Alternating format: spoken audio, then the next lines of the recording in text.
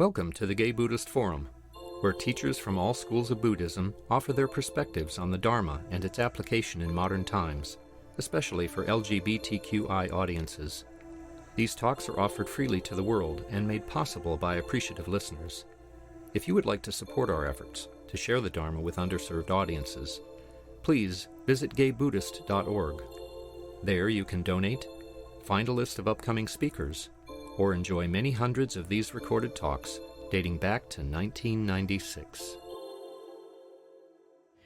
Well, it's wonderful to be with you here today, and this Sangha has been really important to me over the last year. So I want to share with you that I recently celebrated my 75th birthday, and also 39 years of recovery. So I see that as a gift of age and a gift of practice and recovery. So very happy to be with you here today and to share the Dharma and to wish you all a Happy New Year. And at times like this, times of confusion and chaos and uncertainty, you know, we're on the brink of we know not what. It may feel a little naive, to say Happy New Year. Happy New Year, what are you, nuts? But I think this is a very important time for us to turn back to our own intention to live an awakened life and to be of service to one another and to return to and enrich our own deeply held values. I'll speak up a little bit. So that to me is, this is a very rich time for us to be that in the world, to bring that to the world. I don't know how many of you make New Year's resolutions, but a number of years ago I decided that was unrealistic, and I started instead to have New Year's intentions. And for a long time my New Year's intention was to get organized, but since that never actually happened, I'm not sure I really even believe in that practice. And I'm not sure how other people see what your relationship to New Year's resolutions might be, but I suspect it's a kind of idea that we're all moving in a trajectory towards perfection. That if we just take care of this and that and improve here and there, someday we will reach this hallowed ground of perfection, correcting all the little mistakes we've made that make us human. But I don't think people love us because we're perfect.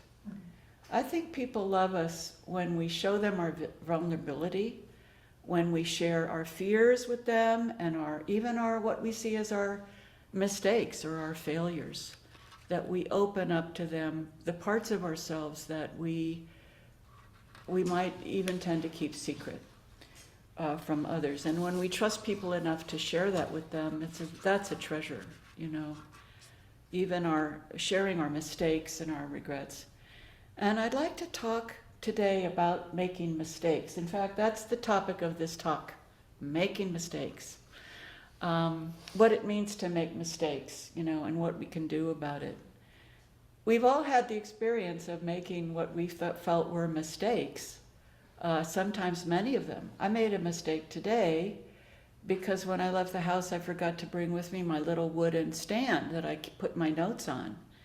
And this was preoccupying me as I parked my car and made my way in here. And I said to Grisha, I forgot my little wooden stand.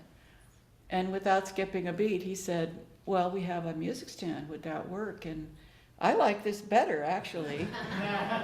So here I thought I made a mistake, and yet it turned out better than I could have thought. And maybe more importantly, it gave Grisha an opportunity to participate with me and do something on my behalf and on the behalf of the group. Thank you, Grisha.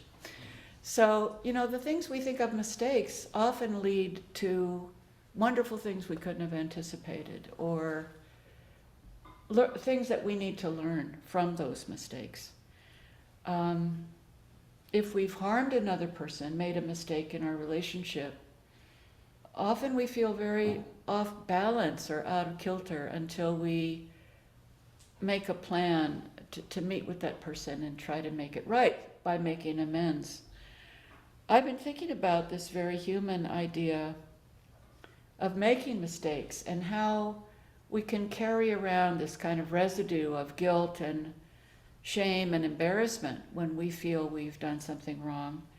I think I've shared this before because this has been my experience. Sometimes I feel like I'm standing next to myself with a clipboard and a pencil and a checklist, kind of assessing how I'm doing. And that's literally standing outside of ourselves, to do that. Kind of checking to see if we've done something wrong. I had the great gift of practicing at Tassar Zen Mountain Center, and in monastic life we eat our meals, our breakfast and lunch and dinner in the zendo. And it's a beautiful, highly structured ceremony where you have bowls that are wrapped up, and there are certain chants that you do as you unwrap your bowls and your implements. And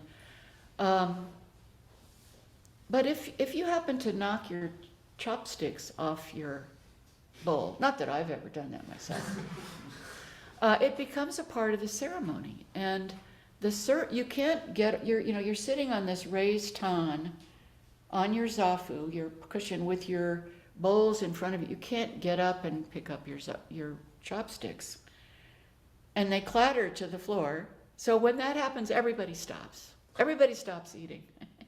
And the server comes over and they pick up your chopsticks and they take them over to the altar and they hold them up above we don't use incense so much anymore, but they offer them as part of the ceremony, bring them back to you. Well, as a new student, I thought, wow, what a way to shame somebody and embarrass them. Oh my God, everybody's got to participate in your mistake.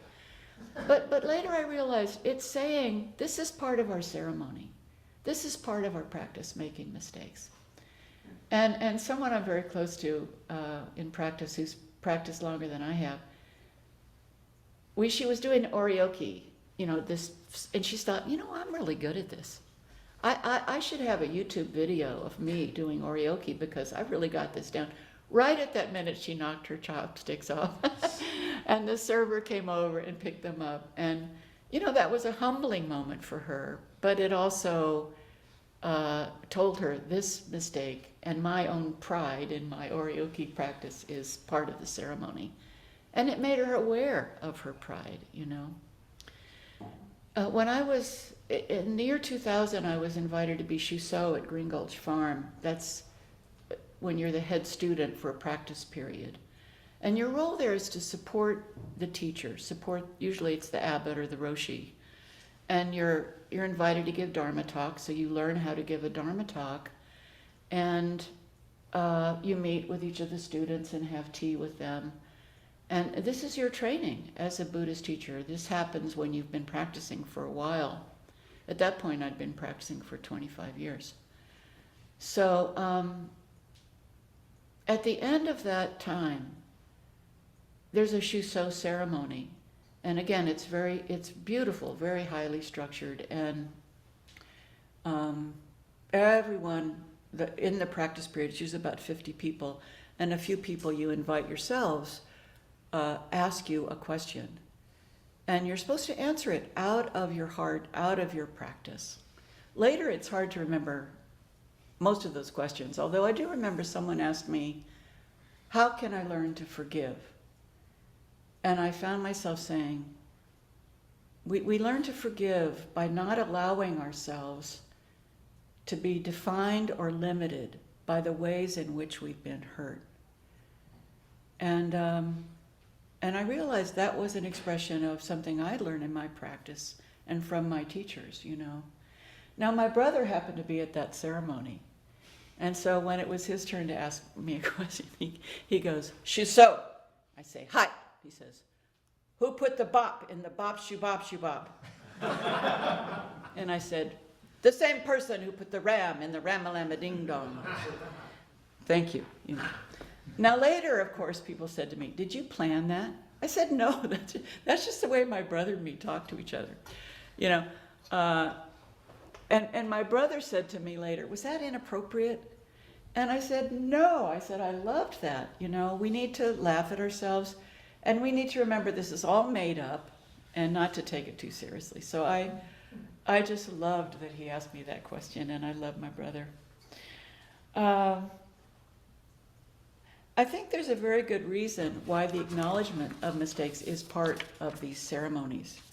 You know, at the end of the Shuso ceremony, you've been practicing with these people for 3 months, and you say this thing. If you had just come to a Shuso ceremony for the first time, you might think this was just that Shuso saying this, but it's part of the ceremony. For the Shuso that says, from the generosity of the Sangha and my teachers, I have been Shuso. But my mistakes fill heaven and earth, leaving me nowhere to hide. I'm very ashamed, but I will keep practicing. And I really treasure that that's part of that ceremony.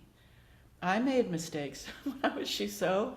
You know, I said the chants at the wrong time, I bowed at the wrong time.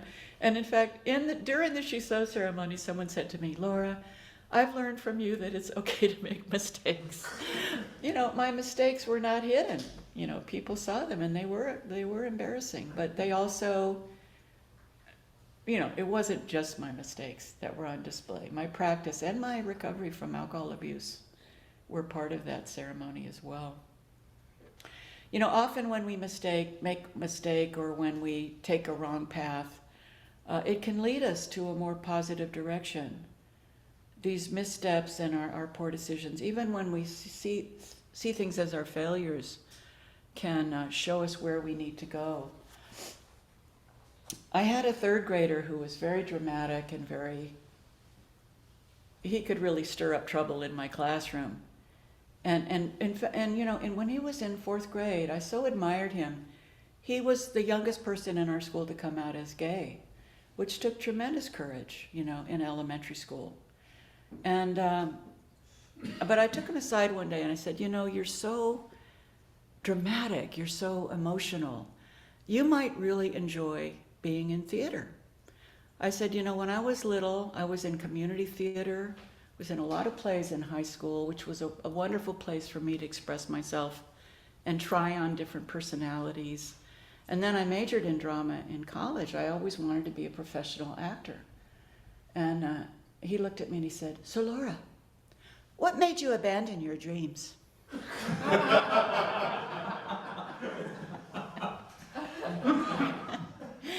And I said, well, you know, Gordon, there's plenty of drama in 3rd grade, you know.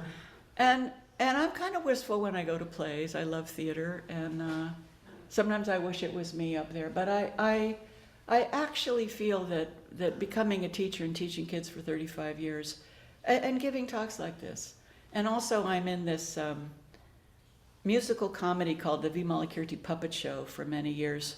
We only perform about once a year, whether we need to or not. But, you know, that's an outlet for that theatrical part of myself. And I feel like that felt like such a failure to me when I realized I didn't want to be an actor enough, and I wasn't good enough at it.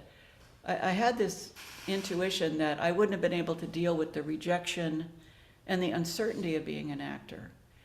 And it felt like a failure, and yet it led me in a more positive and wholesome direction for me that doesn't involve as much ego and suffering, you know, as a different kind of suffering, but that an actor endures. Every single experience, every single person we've met, everything we feel was a success or failure has contributed to who we are right now. And it's very human to just want good experiences and avoid bad experiences, to want gain and avoid loss. But we actually have no idea how things will ultimately turn out. And I want to share a very famous story with you from Chinese folklore, and I included in my book, The Zen Way of Recovery. Chance to plug my book.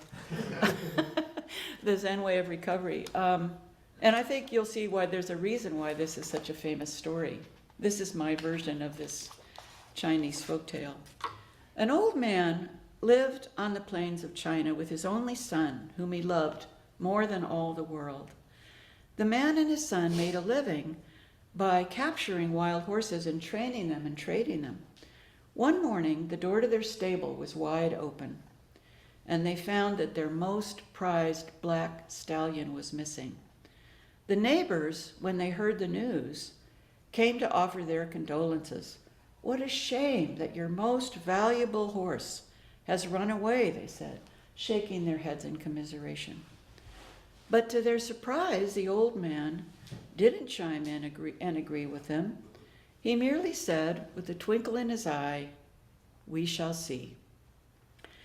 A few days later, the stallion returned, and trotting along beside him was a beautiful white mare.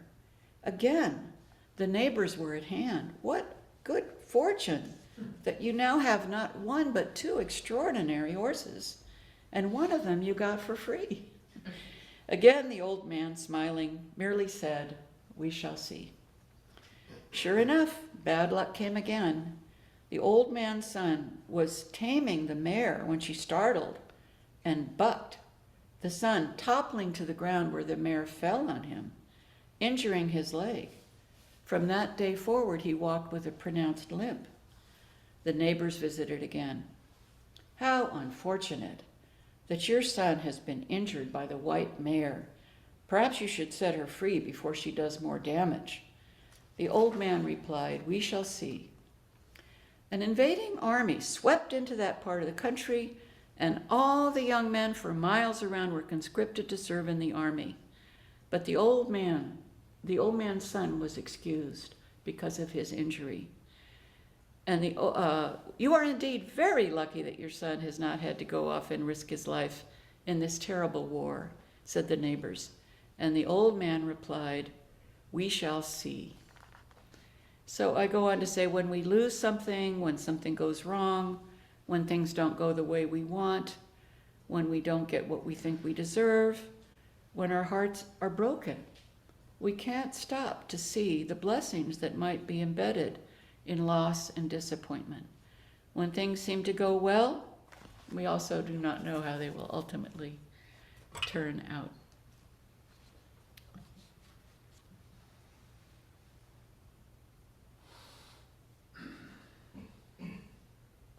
An aspect of Zen practice that I learned very early on was that we don't sit with a gaining idea. And in that we don't sit thinking that we're going to become a better person or that we're going to get some kind of cosmic extra credit, for being a good person, for our good behavior. We sit just to be who we actually are, without judgment or shame. Sometimes when we sit, unbidden thoughts and impulses arise, and memories that we didn't know we had, and great ideas. One Buddhist teacher told me he spent a whole 7-day sesshin on the cushion inventing a better combustion engine motor. So I thought, oh, you can have good ideas when you're sitting as well. The Buddhist teacher Tara Brach, in her book Radical Acceptance, talks about how most of us go around in what she calls a trance of unworthiness, a kind of fog of shame. And if we look back deep into our childhoods, we can really understand why this is, because a lot of us our whole lives we've been told to look differently, act differently, speak differently than we naturally do so that we can blend in, with other people. And if we don't, we're taught that we're less than, or we're not quite living up to other people's expectations of us. And many of us grew up in a religion that teaches about sin and the wages of sin. And it's really interesting that the word sin is a translation from a Hebrew word that simply means to miss the mark. Now, this word sin has become so freighted with shame and guilt and blame, that you do something wrong, you're a terrible, terrible person. In Buddhism, we don't have the concept of shame. Of course, shame arises. We don't have the concept of sin. We call it ignorance. And that if we truly understood how our unskillful or unkind or uncompassionate behavior damaged ourselves and others, we simply wouldn't do it. If we could see how we cause suffering to ourselves and others, If we really apprehended that, we just wouldn't do it. That's ignorance. And I think this is a much more wholesome approach to making mistakes or doing something wrong. I think there's tremendous freedom in overcoming the trance of unworthiness and deeply accepting ourselves just as we are, mistakes and all. And I felt that boy in my class in 4th grade when he came out was deeply accepting himself and encouraging others to accept him for who he was, and they did. I think it's very healthy to be able to laugh at ourselves as well. My father had a great gift for everyday life. You know, he'd often call me up and say, I read the funniest graffiti today. One of them was somebody had written on a wall, "My mother made me a homosexual," and someone else had written under it, "If I send her the yarn, will she make me one too?" I think that later appeared in Herb Caen. But he could also laugh at himself. And we were encouraged in my family to come to the table with a good story from that day. Well, my dad did a lot of things for a living, from repairing screen doors to building custom-made pool tables. And for a while, he would set up rental programs for car dealerships so they could rent their cars to their customers under the guise of United Auto Rental. So one day he went into a dealership and he had words with the owner, and my dad just gave him a zinger. He just came back. Having a good comeback, that was important in my family. He had a really good comeback for this dealer, and he turned on his heeler and went out the door. And then he tripped over the curb, and his briefcase opened up, and all these papers flew out all over the place, leaving my dad on his hands and knees to scramble around and gather up all these pieces. He thought this was so funny that he had this moment, like dropping your chopsticks in the Zendo. And I just loved that he had a story like that to tell us. And what did that teach me? It's okay to make mistakes, and it's okay to laugh at yourself. And my father also had no patience for any kind of pomposity or puffed uppedness among other people. When I came to Zen practice, I was really beat up from alcohol abuse, and I visited a friend of mine, and I knew there was something wrong with the way I drank. And she's the person, had been my best friend in 4th grade, and we reunited, and she introduced me to Zen practice. And she had this quote on her refrigerator. I know I've shared this with you before because it became a pillar of my own practice. And it's a quote from our great Zen ancestor, Dogen Zenji. And Dogen Zenji said, "To have faith means to believe that one is already inherently in the way and not lost, deluded, or upside down, and no increase and no decrease and no mistake." And when I read those words, I had this opening, this epiphany that all the crazy things I did when I was drinking, all the things that I'd done in my life that I felt ashamed of or embarrassed about, and all the good things that I'd done too, all of that was part of the path. It wasn't like suddenly I stepped on the path of Buddhism. My whole life was a Dharma lesson, a Dharma teaching, if I could only sit still and apprehend that, No increase and no decrease and no mistake. It wasn't like my alcohol abuse was a mistake. It was an unskillful attempt on my part to melt down the painful boundaries between me and other people. Ron has heard me say that before. That's what it felt like when I drank.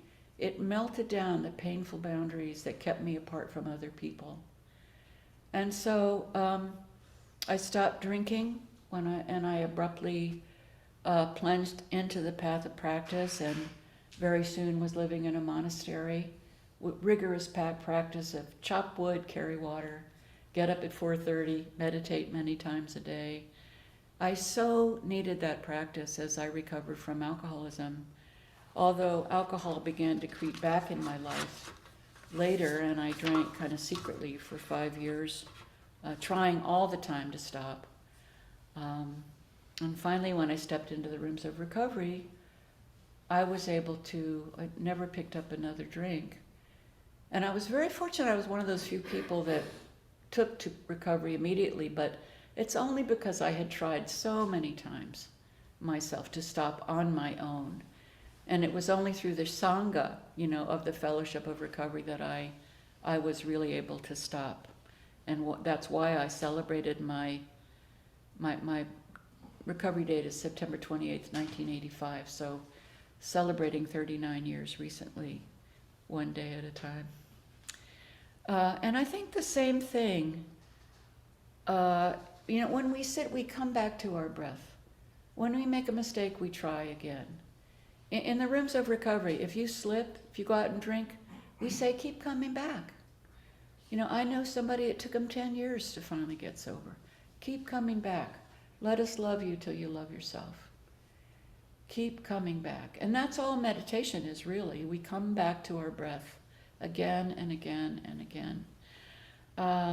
When we make a mistake, we can note it and just come back. When we have an unattractive thought or impulse, we can pay attention to it, but we don't have to act on it. That's a gift of recovery, and that's a gift of practice, that we come back to our intention to live an awakened life.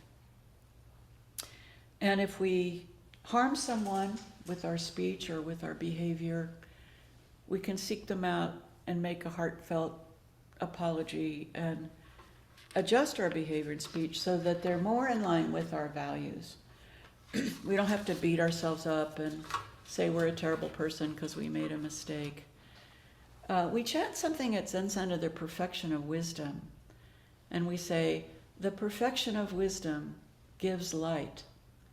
Unstained, the entire world cannot stain her.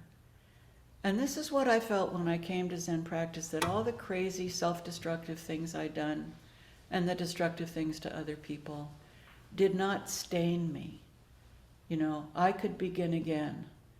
And Suzuki Roshi's wonderful book, Zen Mind, Beginner's Mind, a classic of Zen literature, is really saying we begin again. Each moment we begin again. Each moment is the new year. Part of our practice can be to move towards deeply accepting ourselves, just as we are, to step out of that fog of shame and that what Tara Brach calls a trance of unworthiness. And the mysterious outcome of this is we become able to help others as well when they see this example.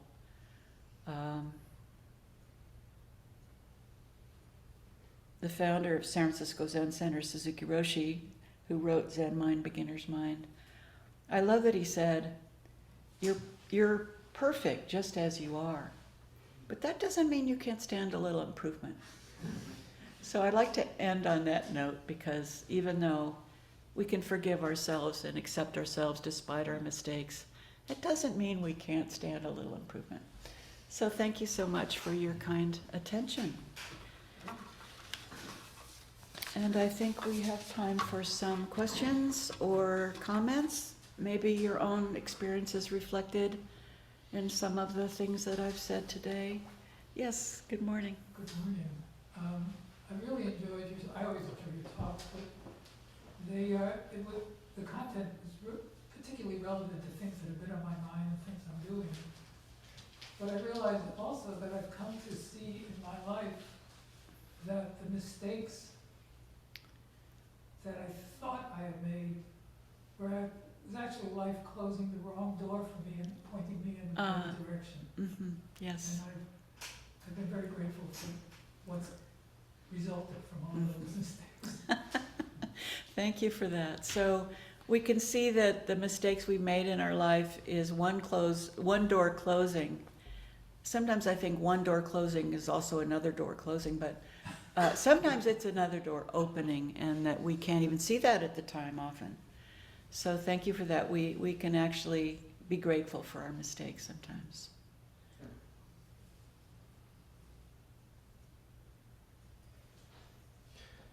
Yes. When I was in my 20s, I was in a peer counseling program. It's all over the world, especially in the US, called reevaluation counseling. And one of the things they said was,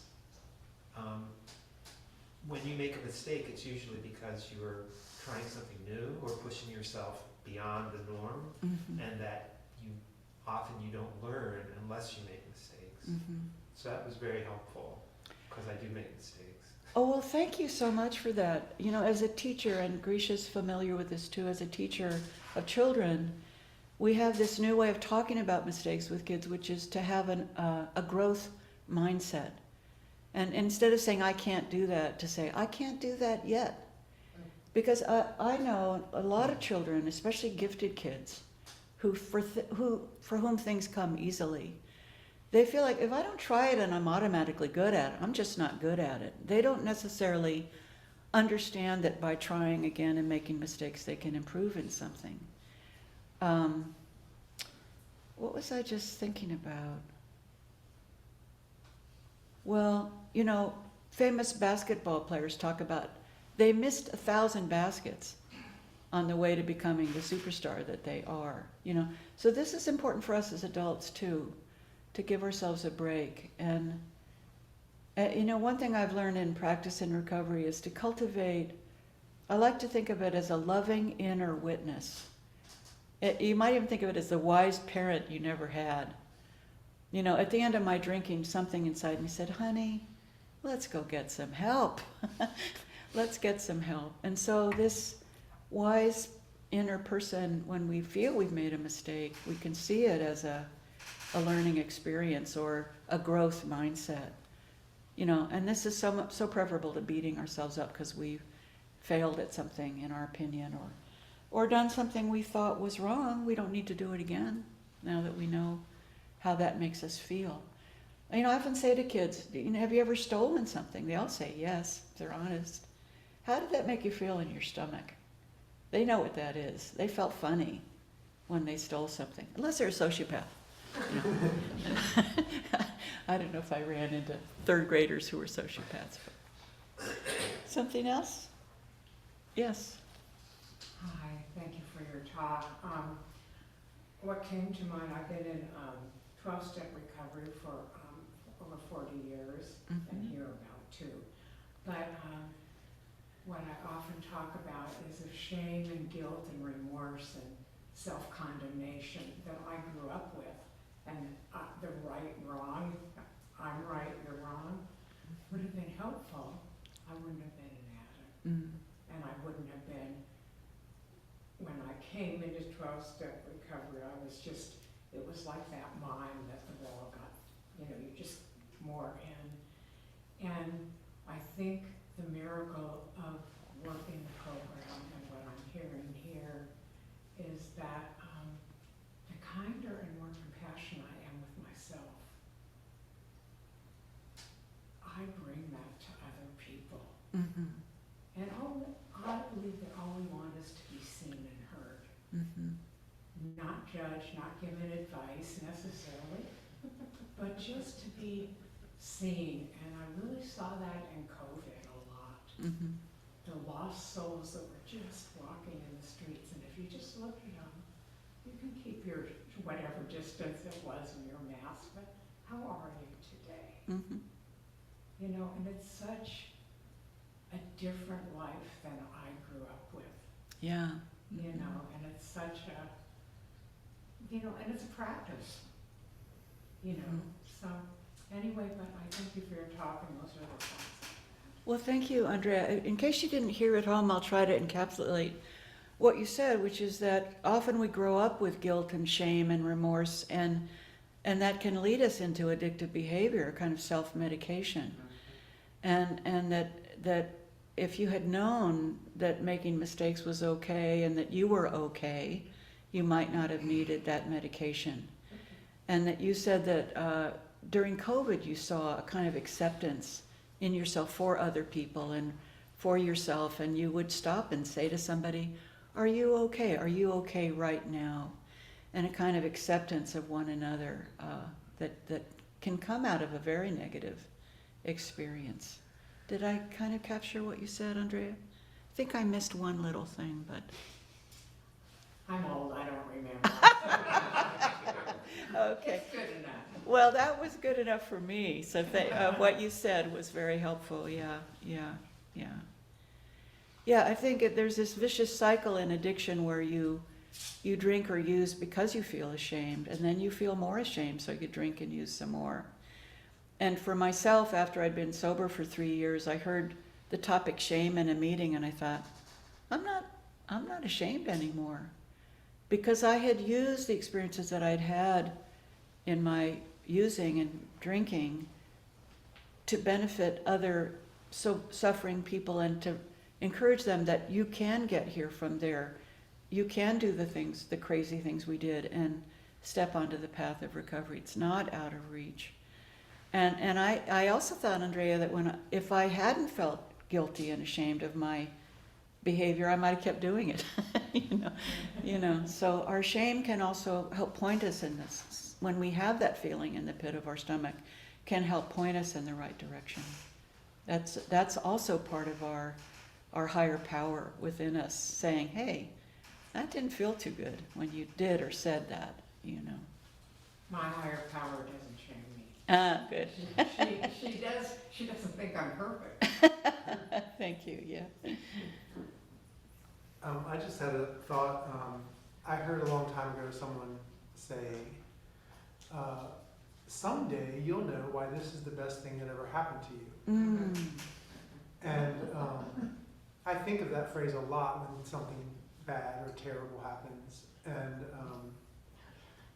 I can, in some things I can do that. I can follow the thread. Like in 1988, I was in a really serious car accident. I woke up in the hospital in traction and, didn't know what happened. And I can follow that thread to a lawsuit, spiraling down, getting a big wad of money as a drug addict, and spiraling down, getting recovery. I can see it all the way to today.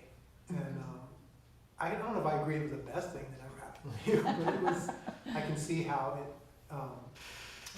at the time, I couldn't see how there was any way that I was even going to survive this thing or find any benefit out of it, but I can see now how it rerouted my life in a positive way. Mm-hmm. There are still some things like I was in a separate car crash where my friend who was driving was killed, and it was a gruesome scene out of a nightmare. But I still don't know. I can't apply that phrase, And Yeah. I guess it's also helpful to think about not just that it doesn't always just stop with me, that it could ripple out. So whatever. I guess that's karma, but I think of that with teaching, like what little thing can I do today that could ripple out goodness. When I think about that car crash, I don't know, just that I have the experience to share with others. I actually have had the ability to share experience with trauma, with people who are going through trauma. Yeah. So I guess that's a positive, but still, the greatest thing that ever happened. Well, thank you, Grisha. And I think the way you're talking about that is very different from what I hear sometimes where people say, everything happens for a reason, or God works in mysterious ways. I think that's a cruel thing to say to somebody who lost their friend to death in an automobile accident. I don't think we can say that happened for the reason that you can teach other people. It's just that a byproduct of every experience we have, even tragic and difficult ones, is that we might learn something from it. But you don't say to somebody who's lost a child, everything happens for a reason. I think we can say we can learn something from anything that happens. We can become stronger. My brother says to me, that which doesn't kill you makes you tired. Thank you, Grisha. That's a really important reminder. Anybody online? Hello, welcome to those of you online. We know you're there.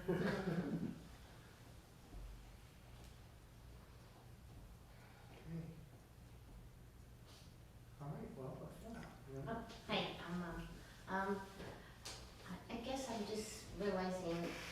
sorry a lot. I'm sorry. So I'm taking on the mistake, and I'm gonna try to not say sorry so much. Maybe I could say thank you for the information, I'll do better. This has taught me to speak to people differently, but I'm now working on speaking to myself differently. Because, I'm sorry, it's just, I say it a lot at work. I say it quite often. And I feel like one of my intentions for this year will be to remove that and say, something, thank you for the information, I'll do better next time, or take those sorries to the altar and just make it part of my practice to get better at something, because I do say a lot, and I think that keeps me in that chain of I made a mistake, and a mistake is just a note to self, and that's why I've been coming and getting so much out of this practice of being kind to others, but also being kind to myself. Yeah. So that's what I got from. Thank you, Alma. For those of you who might not have heard at home, Alma said that, I mentioned when we're wrong, we promptly admit it. We can go to the person and make a heartfelt apology. But Alma's pointing out that sometimes we can say, I'm sorry, way too often, as a kind of knee-jerk response to somebody. And Alma's talking about working within herself to speak to herself differently, and also to ask herself, does this really require an apology? She actually mimicked somebody taking chopsticks up to the altar and over the incense. That we can take our mistakes up to the altar of our practice and offer them up, rather than saying we're sorry too often can be a way of putting ourselves down, and also defusing a situation on behalf of the other person rather than honoring ourselves. So that's a really important point, Alma. Thank you. Richard online has his hand up. Go ahead, Richard. Unmute. Hi, Laura. Thank you very much for your talk. What comes to my mind when somebody brought up COVID was the tragedy that COVID was for so many thousands of people and the country and the world, the planet. And yet, in my mind, two really wonderful things came out of COVID, at least two. One being that in the year of 2020, the vision was clear. People saw what the situation was in life and saw how other people lived and saw the disparities and the problems in life and started to do things about them. And I thought that was a wonderful byproduct of COVID. And the other, I grew up with a lot of mental health issues. And I remember very clearly my mother saying frequently, "What's wrong with you?" And feeling that there was always something wrong with me. In my time with my spiritual teacher, who passed in August, I really went through a lot of difficult times, a lot of difficult mental health issues. And through it all, he taught me unconditional love, and that I was worthwhile. And it was such a great teaching that I carry that with me now, that I know that I am worthwhile and know that everyone is worthwhile. So I'm so grateful for the removal of mental stigma, the removal of the shame of mental illness that COVID brought about, that now it's okay to have mental issues. It's okay to need help. I'm so grateful for that, of the two things that to me, COVID were a great blessing for. Mm-hmm. Thank you so much, Richard. That's very helpful. I think are we just about out of time, Grisha? I want to say that I brought some of my books with me. I wrote these Buddhist children's stories. Jataka tales are the stories that the Buddha told his followers about the lifetimes he'd lived before he became a Buddha. And I chose 10 of those stories to offer to today's readers. They're not just for kids, but if you know a child who might enjoy these stories, they all have animals in them. Almost all of them have animals in them. I think they do all have animals.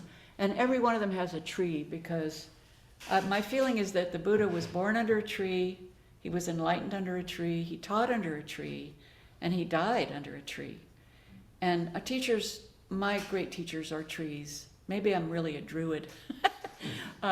So those stories are you know, I have not mastered the Dharma, so I thought I should sit down and write a book. These are teachings that I've enjoyed growing up in Buddhism, and that they kind of come through me. Same thing with my Zen way of recovery that's out there. So if you'd like a book, they're $20. There's an envelope there. And also, I'm going to be leading a retreat for people in recovery at Green Gulch Farm on February 22nd, Washington's birthday, in case you forget. And that's from 10:30 to 10 o'clock to 4:30 on Saturday, February 22nd. If you're recovering from anything, doesn't have to be substances, please join us. And I told somebody before we gathered in this room that I've thrown out the show business mantra to leave them wanting more. And I'm going to come back next week and talk some more about stuff like this. So I hope to see you then. And for those of you at home, thank you for joining us as well. Thank you very much. Jim, did you have something quick you need to say? Yeah, Laura's books are remarkable. If you haven't exposed yourself to them, they're really quite extraordinary. I've given them as gifts, and especially to people trying to raise mindful children, and they have been profoundly welcomed. So don't delay enjoying Laura's books. Oh, wow. Thank you so much. Thank you. We didn't plan that. No.